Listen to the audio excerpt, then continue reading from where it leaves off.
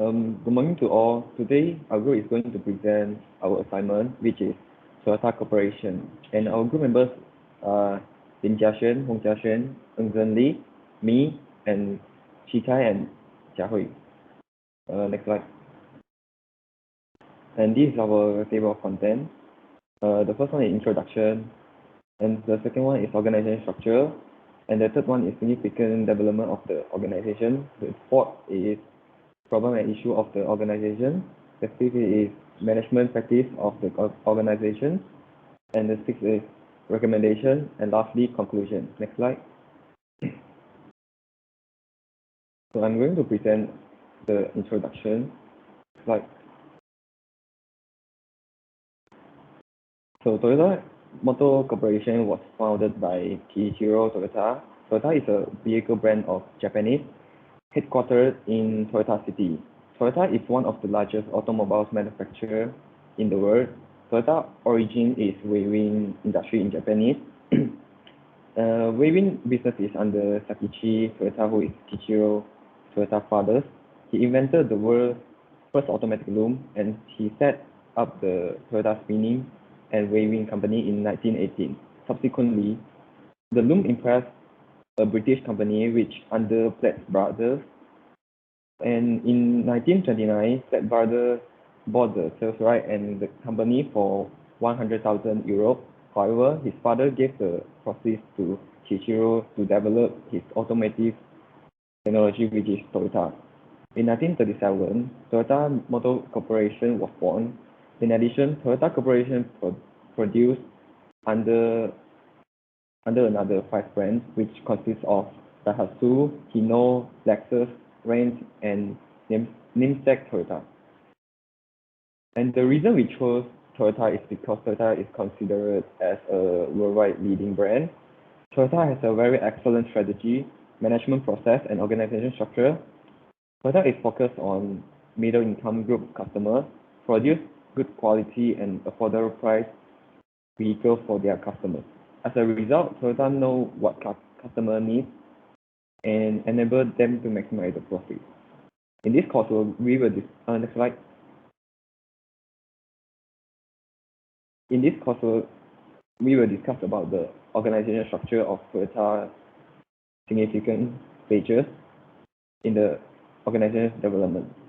And the second one is the problem and issue have the organization leaders encountered those stages, and what characteristics and management practice does the organization exhibit that might be important for successful organization in the 21st century, which is POLC. And lastly, recommendation. Next slide. So I will talk about the organization structure. Next slide. Toyota has it's a divisional organization structure. This structure underwent significant change in 2013. Divisional organization structure is the company organized group of people together work on the same product and process in the same geographical area. At the same time, they serve similar customers. The main reason is to remain work efficiency and focus to avoid problems and with the functional structure in order to achieve the goals of an organization. However, before Toyota organized their structure, Toyota's organization structure is more like spoke and wheel structure. This organization structure was widely criticized due to slow response times to address safety issue, and they could not communicate with each other, which region heads communicate with other region heads. And all the decisions had to go through headquarters as they made all the decisions. However, Toyota reorganized their organization structure in 2013. The new organization structure included global hierarchy, geographic division, and product-based division. Next slide. For the global hierarchy, Toyota still maintains its global hierarchy despite its reorganization in 2013. In current organization structure, Toyota has given regional and business unit heads decision-making authority. In essence, Toyota decision-making process will become less centralized. However, all business unit heads will need to report the situation to the company headquarters in Japan. For the second one is geographic division. Toyota has 4 regional divisions which consist of Japan, East Asia, Europe, North America, China, Oceania, Asia, and Africa.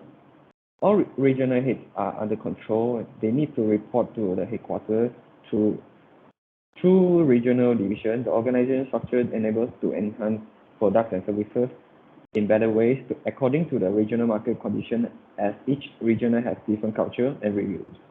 And lastly is product-based division.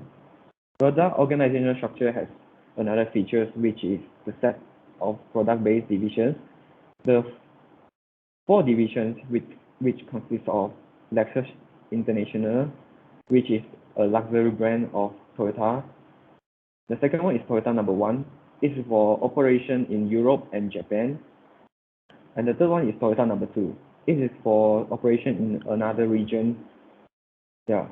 And lastly, Unit Center, which is a department for construct car structure, responsible for engine, transmission, and other related operation. This characteristic of the organization structure is to support brand and product line development.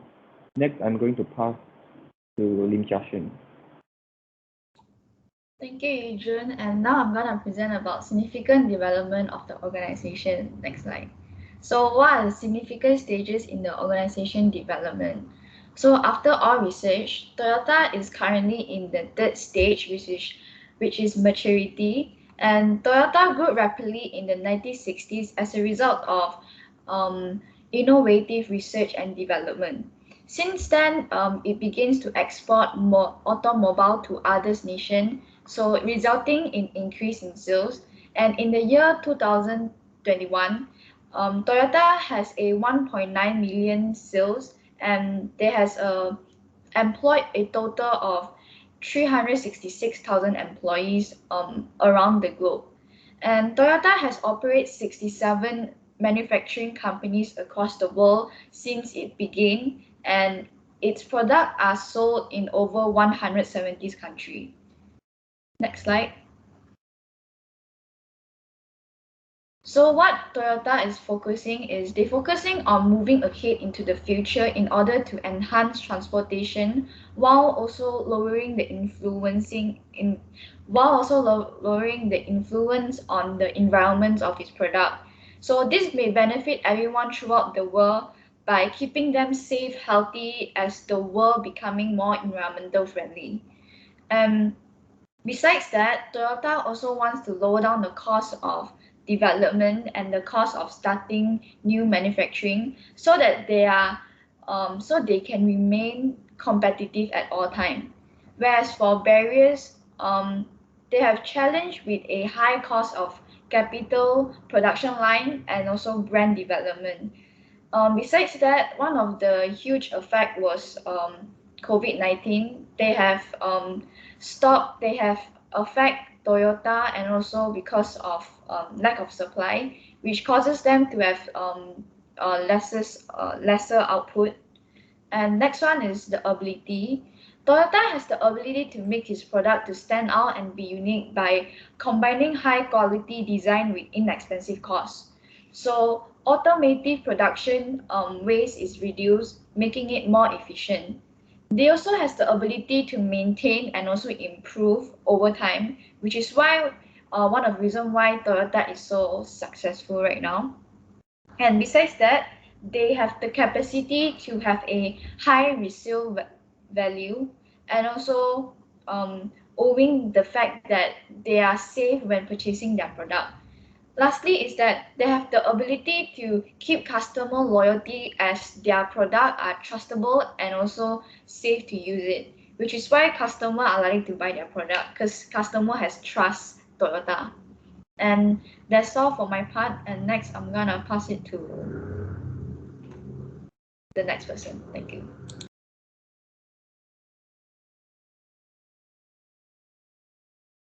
So now we have come to the fourth part, which is the problem and issue of the organization. So this part, we are going to talk about the challenges that Toyota company faces. So one of the problems faced by Toyota company was its centralized management. As Toyota is a global company, decision making in each part of the organization is important. Whenever there is a decision that needs to be made in the office from another area, the discussion for its decision may seem difficult as the headquarters of the company is far from the Japan headquarters. So this might lead to inefficiency in the work that needs to be done and carried out because no one in the regional operating offices has the authority to make decision or make adjustment on their own. And we are going to talk about why decision making in an organization is so important. Because the economy is volatile and quick decision making is extremely crucial as large organizations such as Toyota must react quickly to changes in the external environment. So, for example, if vehicle demands begin to decline in the vehicle industry, the marketing department must make a quick decision to create a campaign for its product. So if the decision-making process is sluggish due to centralization, it might impact the company revenue as well. So this is the solution to the problem. So in order for the firms to be able to communicate effectively and quickly, Toyota gave more autonomy for its regional operation in order to manage challenges that affect those regions with employee empowerment, decentralizing business operation management ensures that every level of management is involved in the decision-making process, that each team is responsible for their own development. And now I'll pass it to CK for the rest, for the problems. So, thank you, Zenli. The second problem that faced by Toyota is actually the threat of COVID-19. So, the threat of COVID-19 has bring a lot of trouble to Toyota. So, at first, its production had to be redone because of the lack of productive workforce and the lack of semiconductor. So, for example, it's worldwide known as the Prius hybrid version and the Ram SUV version had to reduce about 50,000 units in the strike of COVID-19. So next. So actually the impact of COVID-19 is more than just the two factors. So with the less workforce that can able to work, so the production have feel like in a climate change. So for example, they are not able to hand in the things that they previously mentioned and promised to the customer. So for example, with the shortage semiconductor, they weren't able to produce the car as they expected, the 50,000 K. So in order that to solve the problem, they have co-worked with the new supplier that never partnered with before, for example, Tesla Motor, and it is a problem that's still facing right now. So thank you, and then pass to Jiahui.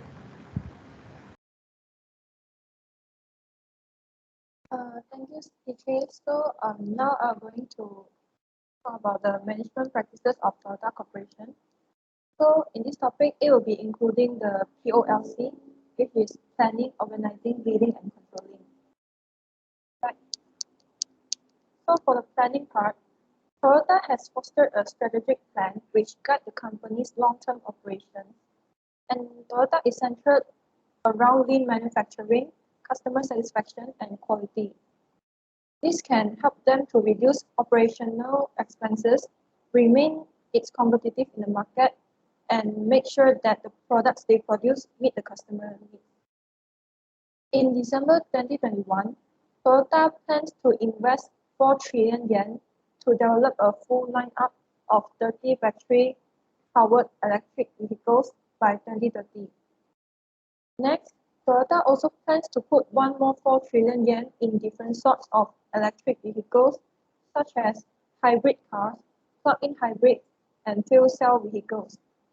It is important for Toyota to diversify the sorts of its products because this will help them to outperform their competitors in the 21st century. Next slide. The next is organizing. The Toyota manage activities across all of its global subsidiaries to guarantee that everything runs smoothly.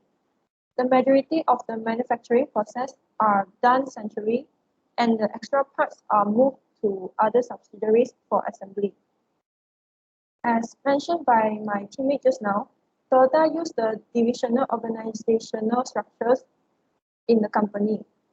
So the company grouped their employees through 8 different geographical regions, and each division head must report their divisions to the headquarters in Japan to make the final decision.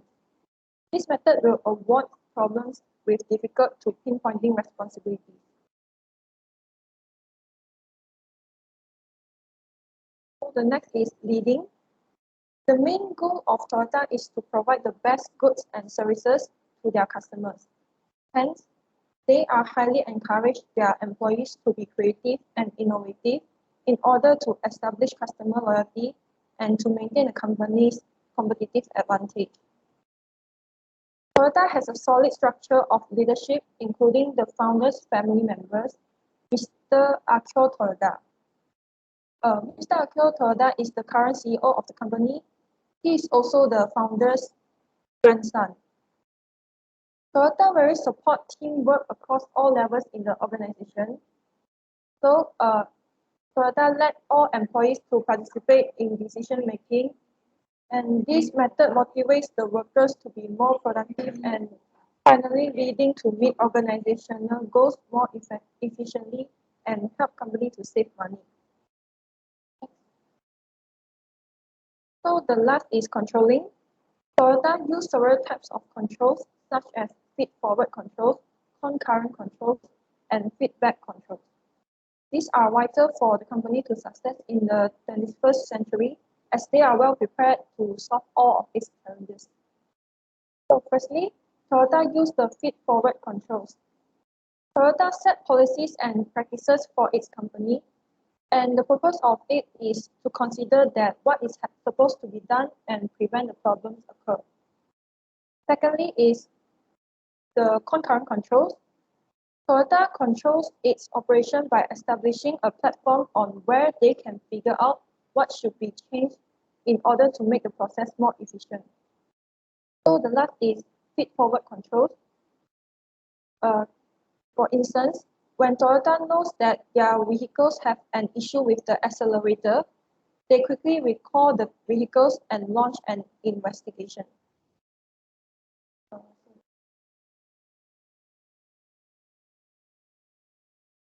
Next slide.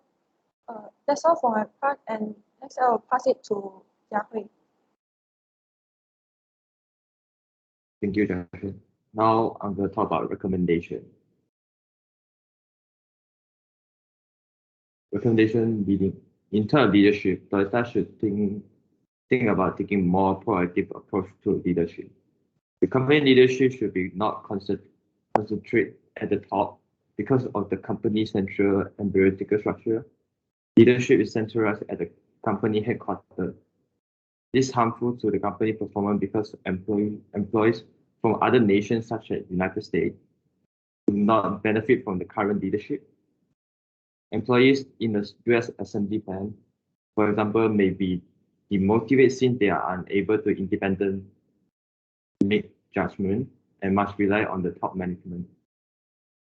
Most of the time, the top leadership decision is not the greatest as employees see them, which may conflict between management and employee. Therefore, I recommend Toyota to consider removing the vertical and bureaucratic organization structure in favor of more horizontal structure with leadership spread through the organization. Next slide. Controlling. Toyota is known for quality control. Its design and production are without flaws. Toyota, for example, reported 700,000 vehicles early this year due to a faulty fuel pump. Such circumstances wasted people trust in the brand and have the potential to destroy decades of goodwill and decrease its profit. In terms of controlling, Toyota is well known as produce quality-based vehicle. The incident of 700,000 vehicles recall make the Toyota lost first position in industry and drop to position 3. To prevent such incident in the future, I recommend Toyota employee performance can be linked to the quality achieved this. The employee will be instilled with a quality culture because of quality-based performance management system. And Toyota should give up on the concept of hiring temp worker. The new contract employee will are familiar with the company culture and values. Because they are employed on contract and their main priority is making as much vehicle as possible before the contract ends. Therefore, the quality was not their top priority, leading the vehicle recall. Toyota should avoid contract-based and temporary employment methods because they harm the company culture and principle. Next slide. Conclusion. In conclusion, PPS, Toyota's production system, is the most significant aspect of Toyota organizational structure. This system has made Toyota a unique vehicle manufacturer. It maintains Toyota long-term competitiveness. Hence, the company should improve the system. However, the corporation must perform modifications outlined above, ensure that this system functions effectively, including eliminating the company bureaucracy. Finally, an enhanced organizational structure with a supportive organization culture will help Toyota avoid future product recall, will harm the company brand and cost it money. This is the end of presentation. Thank you.